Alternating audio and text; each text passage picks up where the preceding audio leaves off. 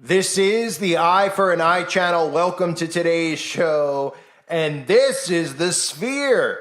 I'm sure some of you have seen trending a lot of this stuff with this huge eyeball. It's really a huge sphere in Las Vegas that people don't even know what it is. And people are just taking pictures like, look, there's a huge all-seeing eye in Las Vegas. Or it's just a huge eyeball. Again, I don't know if this is the University of Optometry in Las Vegas or, of course, I know what it really is. It's the Sphere.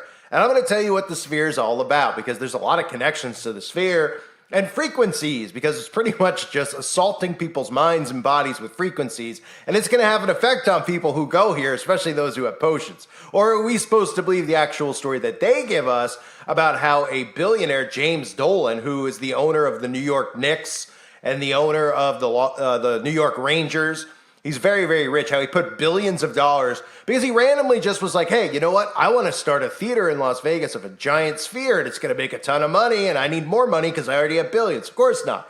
This is about frequencies and this is about the effect it's going to have on people. And of course, there's other tie-ins and I'm going to show you what the Sphere is all about in a second. But I want to just go through the random numerology of the Sphere because people don't even realize how they always do this stuff, right? I've talked in the past about the Washington Monument, which is an obelisk.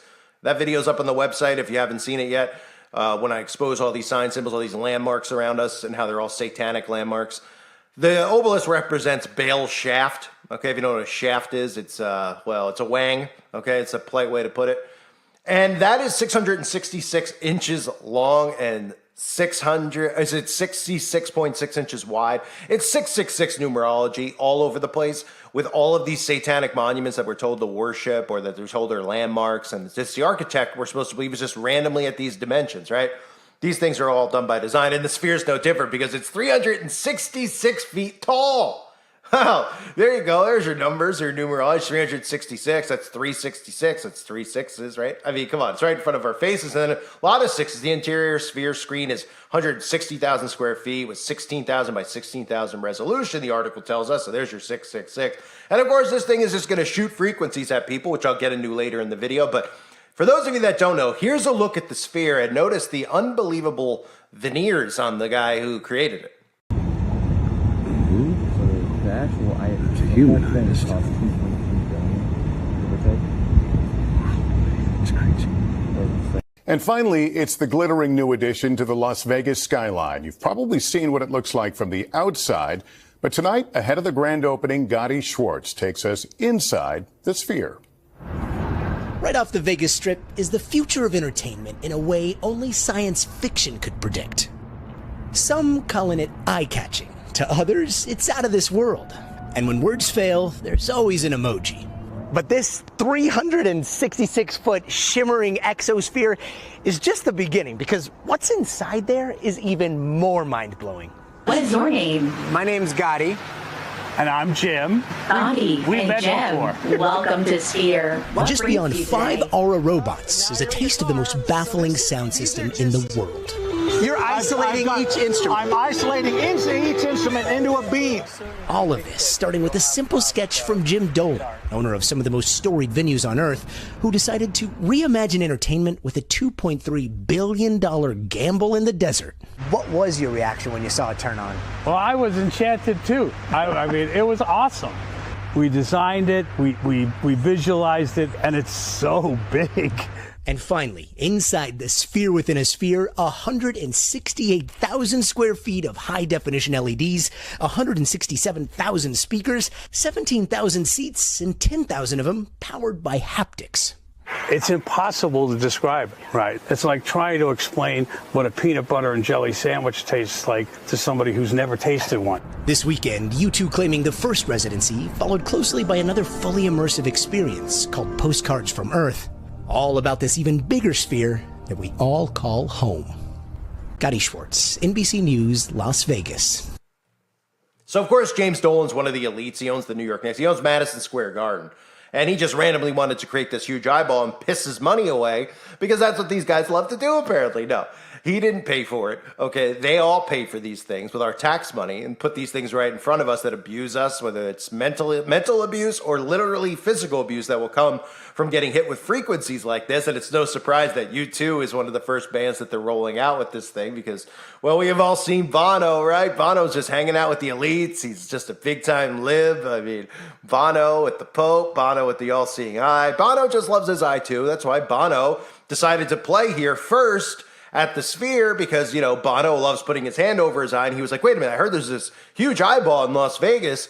Let's sign me up. I love eyes too, right? Oh, right, because Bono wants to assault the people with frequencies as well, especially the ones that are connected to it right now, right? And of course, I've talked about that event with Travis Scott that took place where people were hit with frequencies and just were foaming at the mouth all over the place. But again, they don't want those stories to get legs and people to hear about it. So when they do, like at that time, the other YouTuber, Wink Wink, who created it, those stories went viral because they had to deflect off of it and say that crazy conspiracy theorists think that frequencies could actually do things to people. And as James Dolan put it there, people won't even know unless they experience it because, you know, it's just some type of mind blow. He's like, oh, it's mind blowing. Kind of like with Taylor's Trailer Park Swift.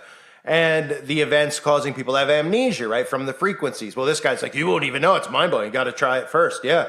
What's he going to tell us next? We need to try veneers. By the way, do any of these celebrities who get these veneers, these fake teeth put in, do they know how ridiculous they look? I mean, it's almost better if you have missing teeth or stained yellow teeth. It looks more normal than these. They look like mutants with their teeth hanging out like a Mr. Ed over there. Hey, everyone should try it. Well, look at them. Don't stare at my hugely white teeth that are prominently sticking out that couldn't look faker. Well, these people have no self-awareness. They just continue to do stuff like that, just like the demons that get Botox, even though they're doing it too to brainwash other people to get Botox. But I'm going to play this clip about frequencies for people out there that don't know about frequency control and how dangerous it is. Here's a clip about frequency. Music is frequency programming. Music is frequency. What frequency are you being fed? If I play with those frequencies, right, I can target certain parts of the mind, target the frequency to go to certain parts of the mind, and I can literally, if I want you to astral project, or if I want you to go to sleep, or if I want you to go into a meditative state, I can make my music do that. The brain processes information electrically. It communicates with the cellular structure electrically, and it operates within a certain band of frequency. If you can broadcast frequencies carrying information, this technology has long been known, carrying information and perceptions within the frequency that the brain decodes information, the brain will decode those frequencies and will have those perceptions. You can externally influence people's perceptions externally by broadcasting these frequencies that we interact with because we are antenna. The sad reality is that where we now play our music is an A440. Where did that come from? It used to be 417. A440 came in with the Roman Catholic Church. They suppressed the frequencies. They lost somehow the 152 of the best Gregorian chants, including the hymn to St. John the Baptist, which we've now recovered. That particular hymn was what triggered Dr. Palaio's investigation, looking for those frequencies of vibration by which the music was played. It was known as the most uplifting hymn of all the ages, the most spiritually uplifting hymn. Hymn to St. John the Baptist was played to 6 tones. These are those 6 tones. These are those 6 frequencies. And so the A440 is what now is the standard tuning. If you go A439, you're closer to one of the Creator's tones. If you go A441, you're closer to one of the Creator's original tones. That's how precisely it has been manipulated. To do what? To shut down the 95% of your brain, particularly the right brain that operates the heart-mind to the divine human community. Some decades ago, there was a guy who worked out the frequencies of different emotional states. This is long ago. I mean, it's very, very sophisticated now. So every thought, every emotional response is a frequency. It generates a frequency, and it is of itself a frequency. Hate is a frequency, and it's different to love. You know, when you are in a room and there's lots of aggression and conflict and hatred, you feel it. What do people say? Oh God, you can cut the atmosphere with a knife in there. That is because the frequencies of hate and conflict have been so generated, they have changed the electromagnetic field of the room. When you go driving your car and your channel on the radio is tuned to a station and you're grooving to the music, you love that music. As you get farther and farther away from the broadcasting tower, that music gets static. You start to lose the signal from the clear channel, broadcast, and it gets staticky. When it gets staticky, you get a little annoyed. But you want to listen to it. You really have a heart for that music, so you continue to listen to it for another 10, 15 miles, and suddenly it becomes so annoying that you just get disgusted, you go, ah, and you shut it off. And if you continue to listen to it, you get sick. That's what we're talking about here. Except you don't even know that you've been listening to the static your whole life. You don't even know what the true resonant frequency is because it has been kept. Now, of course, to really be effective, we need to use the proper words and phrases, scientifically selected. But that gives you the basic idea. We embed messages just below the threshold of perception, so they can go directly into the subconscious. They can play across a community these frequencies without anyone knowing, and it starts to have an effect, and it starts to build rage, it starts to build anger, and people might not realize why they're feeling it, they start feeling. And then what they do is they trigger that with an event, maybe some guy is attacked by the police or something, or somebody's arrested for something they didn't commit, and now there's the trigger. The blue touch paper's been lit of this manufactured frequency-driven rage, and you have mass riots and what have you, and people do things that they wouldn't normally do. So in other words, the master composer, master conductor of the Universal Orchestra is singing love songs in 5/8, uplifting everything simultaneously. And we're the only species out of tune and accepting static for the clear channel. Do you know that the American military, they've admitted this. They have technology that fires frequencies at the enemy that basically breaks the enemy's spirit, so they give up and put their weapons down. This is the technology we're dealing with. So they use frequencies on people. So you think that this theater is just some random thing? Haven't we heard of theaters like this, IMAX, etc.? What's the difference? And why is it so expensive? Because the amount of money that went into these types of frequencies, which are like unheard of levels of frequency that are just going to probably blow people's mind. Don't be surprised if after this becomes more popular, of course, again, nobody will be suspicious about the eyeball being the, always on this thing outside. People could say, well, they switch the imagery all the time. Yeah. Well, they prominently placed the eyeball. Why is there an eyeball?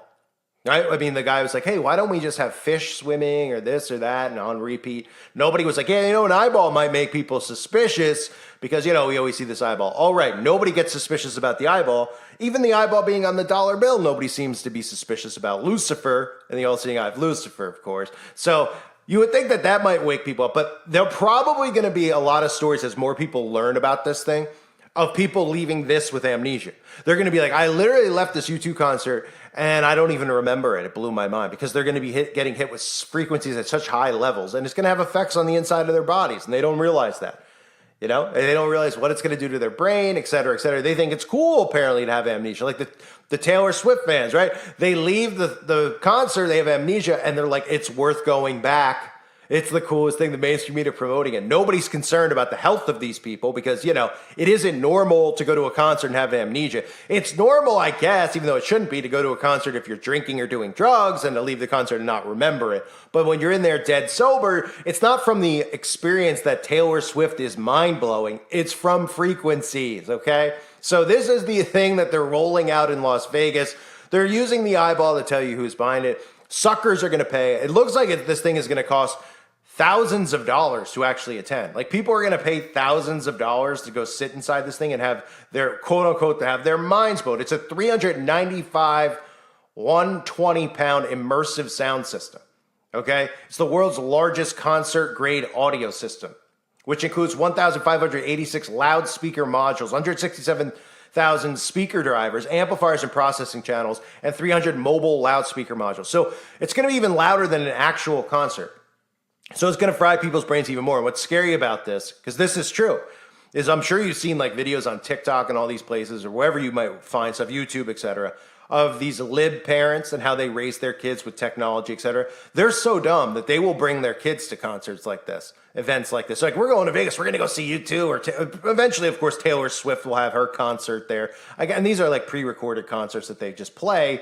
And these people are going to pay thousands of dollars and they can watch it on YouTube if they wanted to. But they're going to go because it's about the experience, of course, and they'll bring their families there and they won't realize what it's doing to their kids because they're so brain dead that they just allow this type of stuff. They're like, they wouldn't put it out there if it was dangerous. Oh no. All right. They just released something that was pretty dangerous that a lot of these suckers took and continue to take. So if you've already done that, I mean, what's going to a concert at this point for those people, right? It's unbelievable. It's scary too, you know. It's frightening to think that this is happening to kids. But let me just read about the U2 show, and then I'll wrap it up. The U2 will open the venue on September 29th, so they just opened it with 25 shows.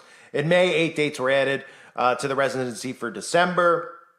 And, you know, I'll cover in the future some of the events. I'm sure there's going to be stories that come out of this. There is going to be. I mean, this isn't going to sit there quietly as just some event thing you could go to in Las Vegas. There's an agenda behind it. It's a frequency assault. And I'm sure, you know, don't be surprised too. They're like, oh, so they will never tell you, I'm sure, if somebody dropped dead in the theater, but people probably going home from this thing and dropping dead in their hotel rooms.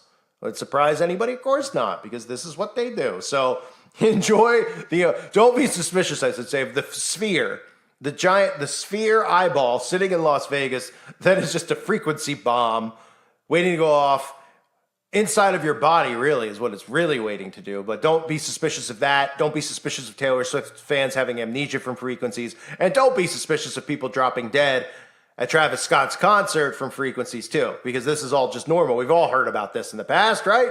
People went to see Mozart and Beethoven and they just dropped dead.